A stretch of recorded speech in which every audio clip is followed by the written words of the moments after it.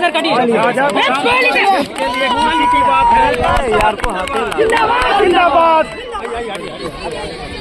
पुल बनाने का काम किया है।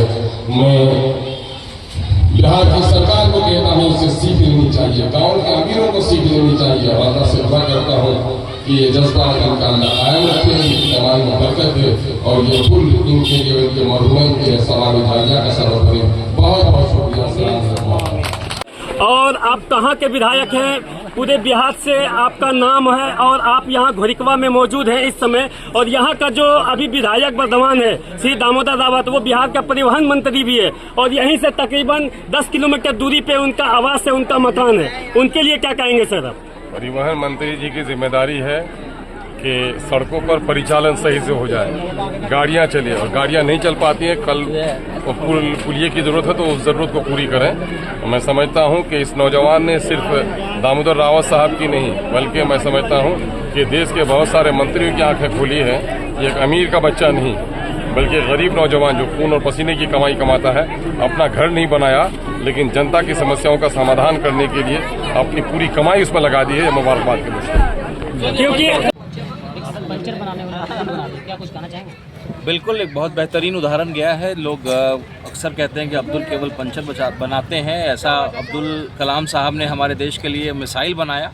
और दूसरा, एक छोटे से गांव के एक व्यक्ति जो पुणे में पंचर बनाने का काम करते हैं, उन्होंने अपने खर्चे पे मजबूरन, चूँकि पूरा दरवाज़ा ठकठकाया हर एक व्यक्ति का, जनप्रतिनिधि का, नेता का, प्रशासनिक अफसर का, लेकिन किसी ने जब नहीं सुना तो अपनी जिम्मेदारी उठा करके उन्होंने पुल बनाने का काम किया, एक क्रांतिकारी काम किया। उस नौजवान शमीम अंसारी साहब का जो है, सरफराज अंसारी साहब के हौसले को बढ़ाने हम लोग आए और हम लोग के लिए गर्व का विषय है कि इसका उद्घाटन और शिलान्यास करने के लिए AIMIM के प्रदेश अध्यक्ष अख्तरुल ईमान साहब और पूरी टीम को चुना। ये हम लोग के लिए बहुत गर्व का विषय है, क्योंकि कोई उद्घाटन सरकारी होता है तो बड़े बड़े लोग आकर कर जाते हैं, लेकिन जिस व्यक्ति ने खुद के पैसे से उसने पुल को बनाया और उसने AIMIM के लोगों को चुना, क्योंकि इंसाफ और इंसानियत की लड़ाई बैरिस्टर सुदीन ओवैसी साहब लड़ते हैं, तो ये हम लोग के लिए गर्व का विषय है। झाझा विधानसभा के जनप्रतिनिधियों को क्या कहेंगे? देखिए, ये विफलता है, एक आईना दिखाने का काम किया है सरफराज अंसारी साहब ने, कि जो आप नहीं कर पाए वो मजबूरन इस व्यक्ति को करना पड़ा। और अभी तो बिहार का खजाना खाली है, अभी तो पहले लोगों से लूटेंगे, कहाँ से पैसा निकालना है। आपका ज़मीन रजिस्ट्री महंगा हो गया, आपके पंचायत के गांव से जो है पैसे वसूले जाएंगे, राशन कार्ड से नाम काटा जाएगा, और पता नहीं तरह तरह की चीज़। चूँकि बिहार सरकार अभी कंगाल है, स्थिति बहुत ख़राब है, और हम लोग को उम्मीद थी कि शायद केंद्र से कुछ मदद मिले, लेकिन देखते हैं।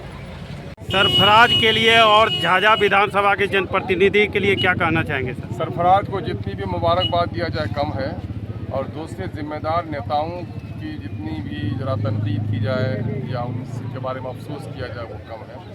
सरफराज ने एक बड़ा काम किया है, दशरथ माझी जी की याद को उसने ताज़ा कर दिया है।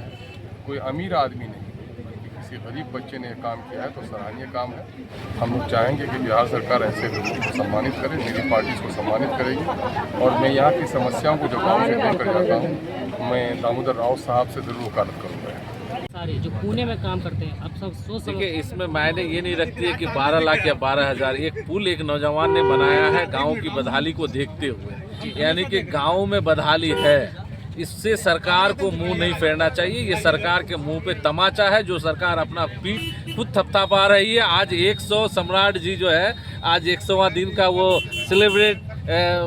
सेलिब्रेशन हो रहा है बिहार के पूरे जिले में, जो है तंबू लगा करके सेलिब्रेशन कर रहे हैं कि मैंने ये कर दिया, 100 दिन में बिहार की तकदीर बदल दी। लेकिन उनको दिखाना चाहिए, ऐसे आप लोग पत्रकार हैं, आज दिखाइए कि भाई आपके बिहार में क्या स्थिति है। देखिए, कल का बिहार नहीं, आज के बिहार को आज से कंपेयर करके देखिए।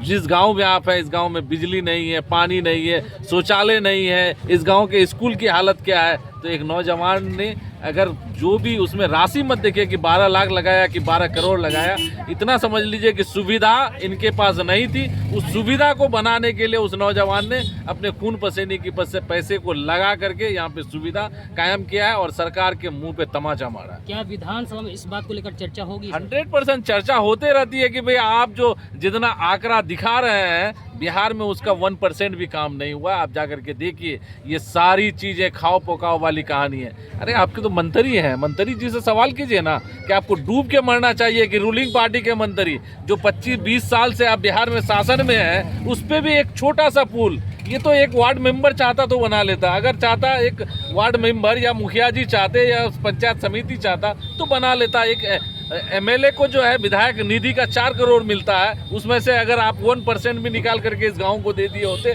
तो ये पुल बन जाता। तो ऐसे लोगों के मुंह पे तमाचा है जनाब। एक छोटा सा सवाल है सर कि जमुई जिला ओडीएफ जिला घोषित है, लेकिन यहाँ के महिलाओं के लिए, पुरुष तो छोड़िए, मैंने कह दिया ना, ये सिर्फ कागजों पे है। आज चले जाइए हर जगह कागजों पे ही ऐसा हुआ है।